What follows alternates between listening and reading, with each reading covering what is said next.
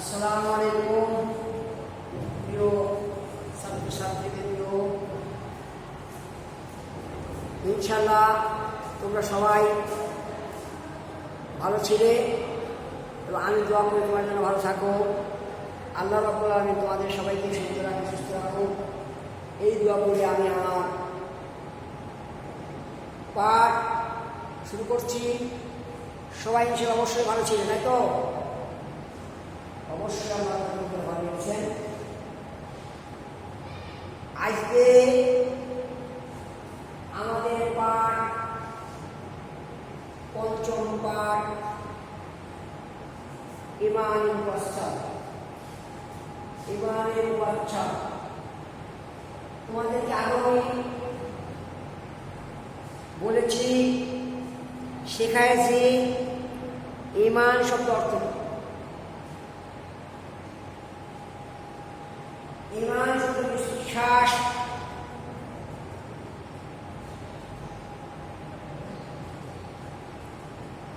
বিশ্বাস মালা। আজকে এই পাঠের মধ্যে ইমানের মুফাসসাল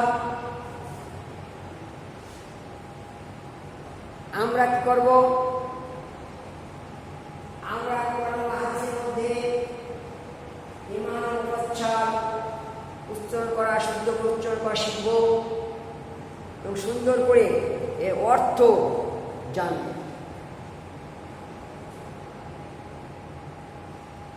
আমরা বিস্তারিত ইমানের মুফাসসাল শব্দের বিস্তারিত বিশ্বাস।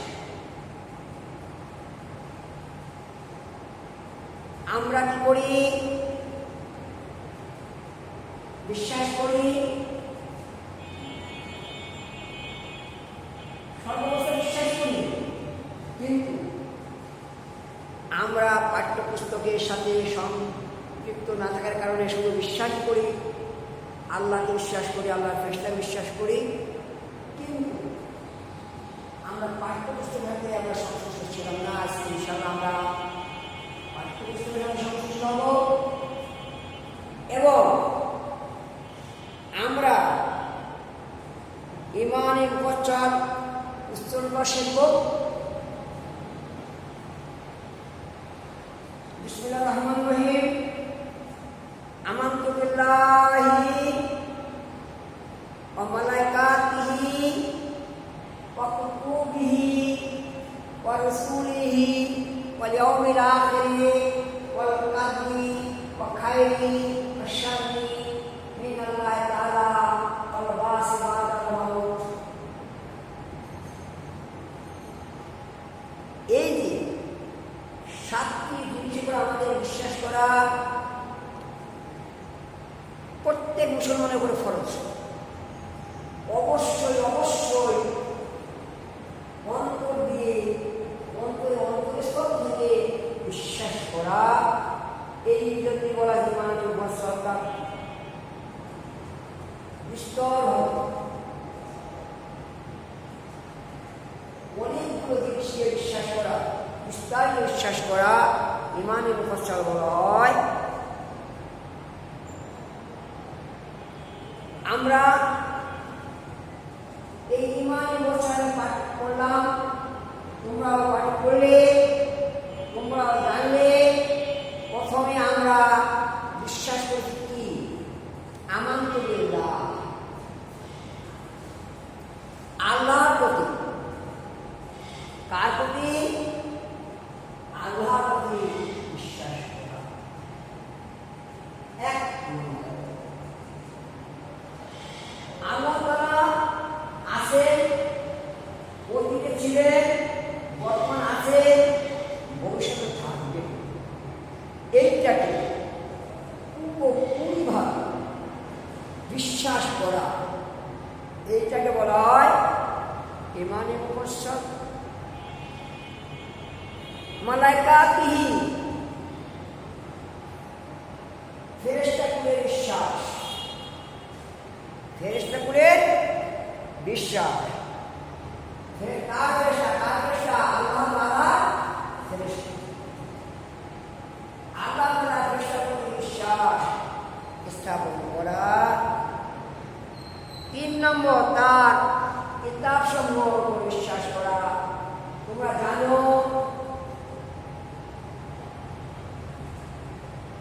আল্লাহ নবী রাসূলের উপরে জিবরাইল ফেরেশতার মারফত যে কিতাব অবতীর্ণ হয়েছে তাকে বলে আসমানী কিতাব। এই আসমানী কিতাব সমূহ বিশ্বাস করা এই মানে 7টি বিষয়ে 3 নম্বর বিষয়। একটু বিষয় জানি বলি, আল্লাহকে যেমন দেখা যায় না, আমরা পুরাতন বিশ্বাস করি। ফেরেশতাকে আমরা দেখতে পাই না, কিন্তু এই ফেরেশতা অপরিচিত ফেরেশতা আছে, এই ফেরেশতাকে বিশ্বাস করা, এই ফেরেশতার মাধ্যমে যুগে যুগে নবী রাসূলদের নিকট যে আল্লাহ তাআলার বাণী আসছে, এই বাণী সমূহকে কি বলে? আসমানী। এই জন্যে ইমানে মুফাসসালের মধ্যে 3 নম্বরে আমাদের বলা হয়েছে তার কিতাব সমূহের প্রতি বিশ্বাস। কিতাব সমূহ একটা নয়, আসমানী কিতাব 104 খানা। আসমানী কিতাব কতখানা? 104 খানা আসমানী কিতাব। 104 খানা আসমানী কিতাব। কয়খানা? 104 খানা আসমানী কিতাব। এই কিতাব সমূহের উপর বিশ্বাস করা, তাহলে আমরা পড়েছি কি? আমানতু বিল্লাহি ওয়া মালাইকাতিহি ওয়া রাসূলিহি। এই যে একটু আগে আমাদের কাছে জানাই গেছি যে তার রাসূলগণের প্রতি বিশ্বাস, তার রাসূলগণের প্রতি বিশ্বাস। আল্লাহ তাআলা যুগে যুগে যে নবী রাসূল পাঠাচ্ছেন, এই নবী রাসূলরা আল্লাহ তাআলা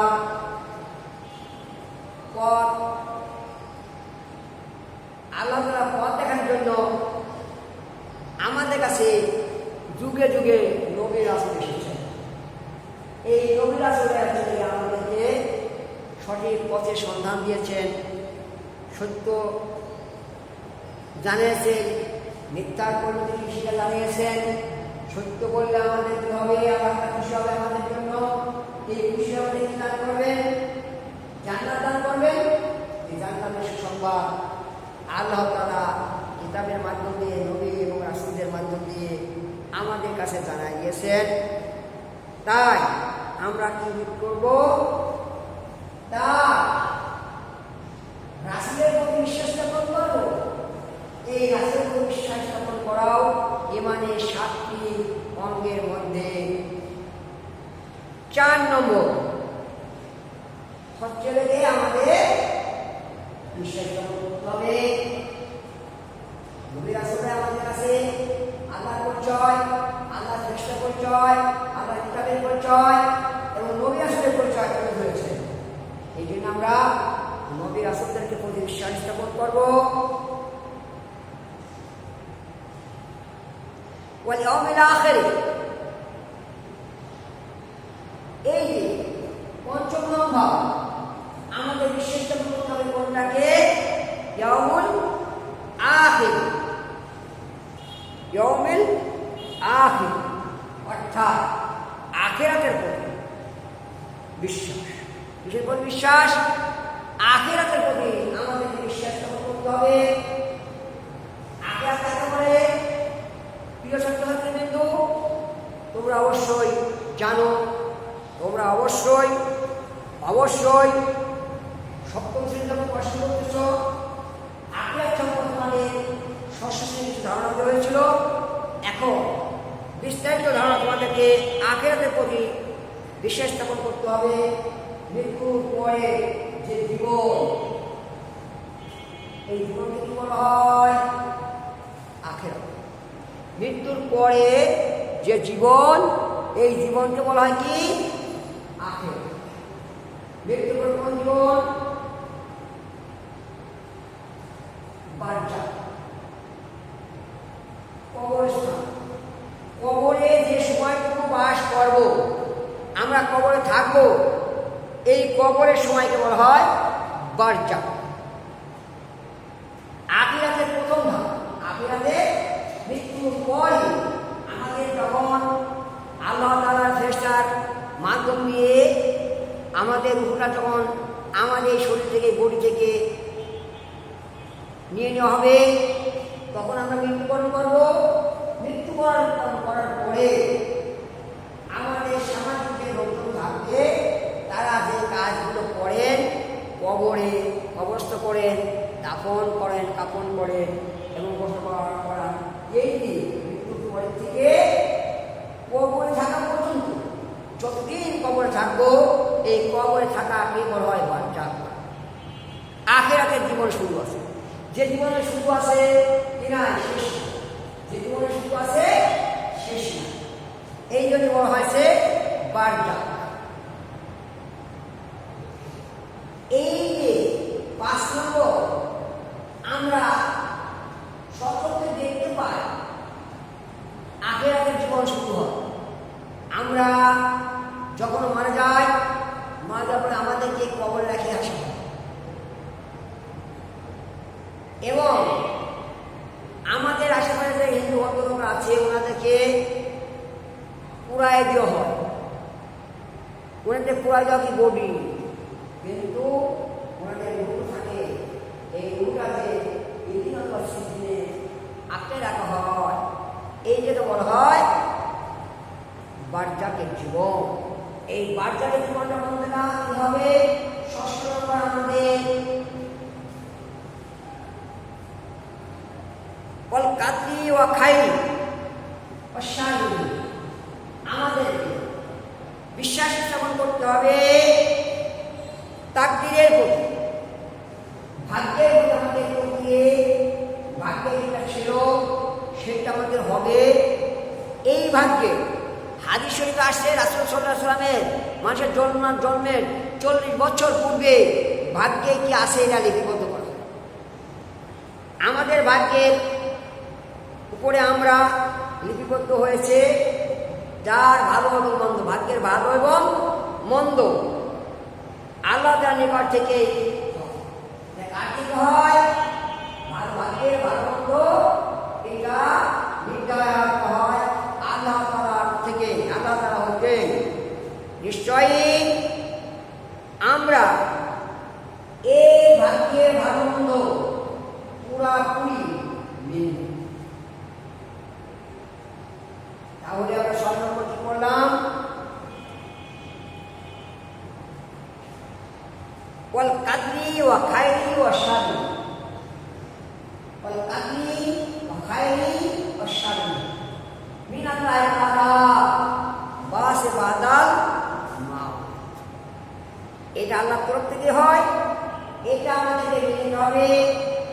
কেউ হচ্ছে ধনী, কেউ হচ্ছে গরিব, কেউ কষ্ট করছে, কেউ সুখ করছে, এটা ভালো মন্দ, সুখ দুঃখ সবই আল্লাহর তরফ থেকে আসে।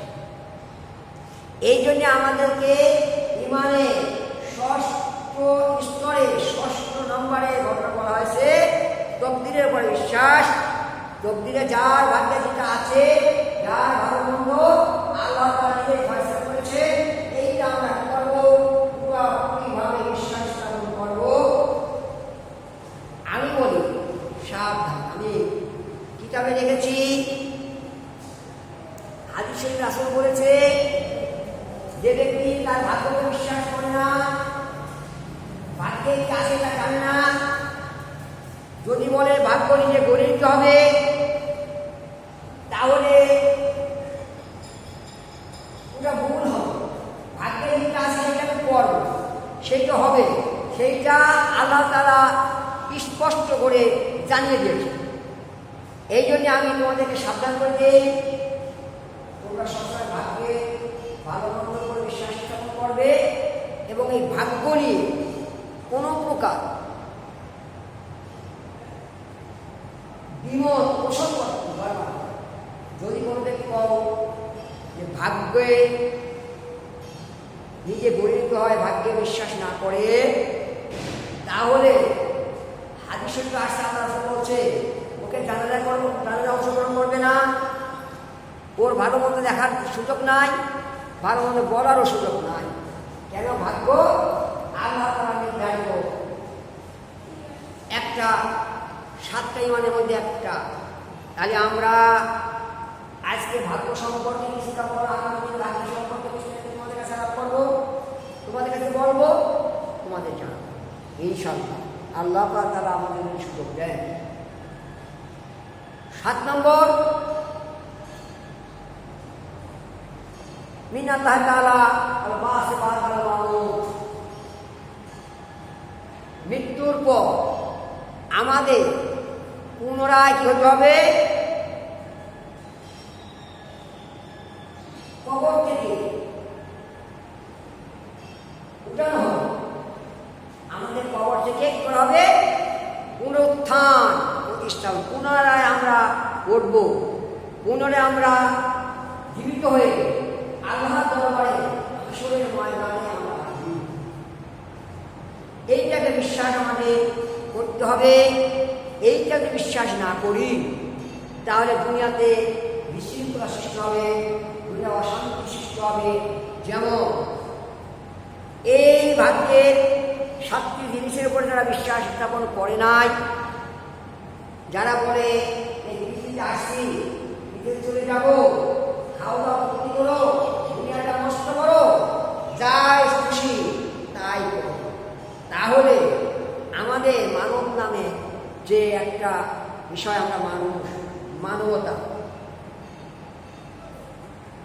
ভালো এবং মন্দ যাচাই বাছাই করার ক্ষমতা একমাত্র মানুষের আছে।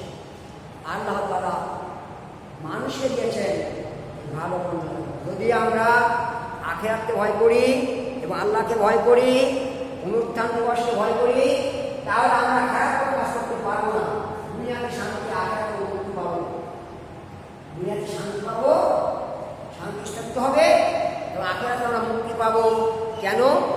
আমাদের ভালো এবং মন্দে জবাবদিহিতা করতে হবে, পুনরায়। এই জন্যই আমাদের মৃত্যুর পর পুনরুত্থান, মৃত্যুর পরে আমাদের পুনরুত্থান। দুনিয়াতে যে কাজগুলো করবো, এই কাজে মৃত্যুর পরে আমাদের কোনো কাজ কর্ম থাকবে না, কিছু করার থাকবে না, সম্পূর্ণ আমরা একেবারে বন্দি সাধারণ। সেখানে ভালো কাজ করতে পারবো না, খারাপ কাজ করতে পারবো না। এই জন্য আল্লাহ তাআলা 7টি বিষয় যে বিশ্বাস স্থাপন করতে বলেছেন, তবে মৃত্যুর পর পুনরুত্থানের প্রতি আমাদেরকে পুরাপুরিভাবে বিশ্বাস স্থাপন করতে হবে। আমি একটু বললাম যে এই কারণে আমরা কি হব? দুনিয়াতে শান্তি স্থাপিত হবে, শান্তি প্রতিষ্ঠিত হবে, সমাজে শান্তি প্রতিষ্ঠিত হবে, সমাজে বিশৃঙ্খলা থাকবে না, খারাপ কিছু থাকবে না, শুধু শান্তি শান্তি শান্তি। আর যারা এগুলোকে বিশ্বাস করে না, এই 7টি জিনিসকে যারা বিশ্বাস করে না, তারা, আমি তো বললাম, খাওয়া দাওয়া ভর্তি করো, দুনিয়াটা নষ্ট করো, যা খুশি করো, রাজানি, চুরি, ডাকাতি, হত্যা, মিথ্যা, যত প্রকার মানুষের ক্ষতির জন্য যত প্রকার কাজ, সেই কাজগুলো করা ভীষণ করতে পারবে। মানুষ বড় বড় কিছু করতে পারবে, অন্যায় করতে পারবে, কিন্তু হ্যাঁ, আমরা না ইমান এনেছি, ইমানে মুফাসসালের 7টা বিষয় যখন আমরা পড়লাম এবং তোমরা তোমাদের পাঠ্যপুস্তকে পড়বে, জানবে, তখন বুঝতে পারবে যে এই 7টি বিষয় যখন বিশ্বাস করেছি, তাহলে আমার দ্বারায় কোনো প্রকার খারাপ কোনো কিছুই সম্ভব নয়। তোমাদের প্রথমে আমি যখন শুরু করেছি তখন তোমাদের কাছে একটা প্রশ্ন করেছিলাম, ঈমান শব্দ অর্থ কি? তোমরা বলেছ বিশ্বাস, তোমরা বলেছ বিশ্বাস। ঈমানে মুফাসসালের কথা আমি আগেও বলেছি, বিস্তারিত বিশ্বাস, বিশ্বাস বিস্তারিত বিশ্বাস।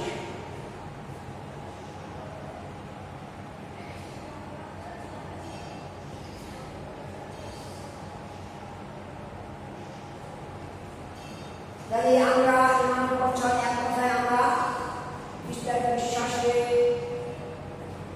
তুলে ধরেছি।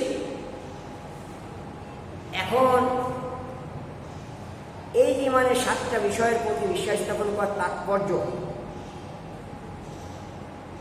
আমি তোমাদেরকে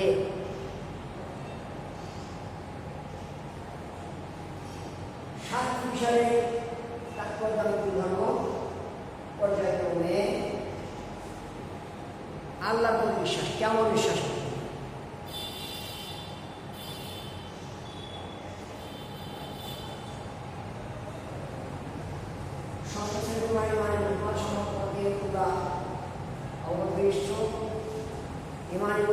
সংক্ষিপ্ত বিশ্বাস, সংক্ষিপ্ত বিশ্বাস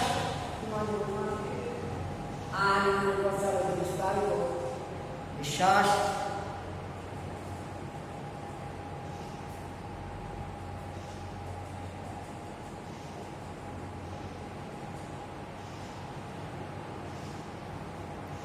আমি এই 7টি বিষয়ে 1 নম্বর আল্লাহ তাআলার বিশ্বাসের কথাটা আমাদের কাছে বিস্তারিতভাবে আলোচনা করব।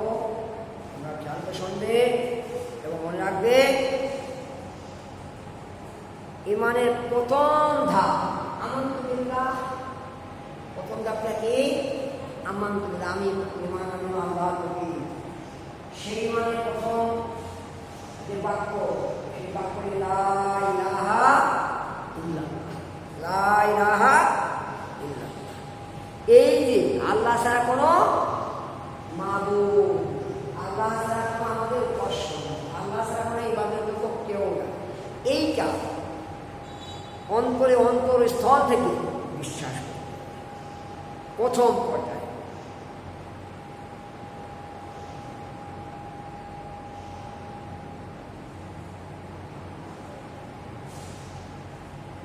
এই আল্লাহ তাআলার উপর বিশ্বাস ইমানের মূল। ইমানের মূল কোনটা? আল্লাহ তাআলার বিশ্বাস। ধরো মূল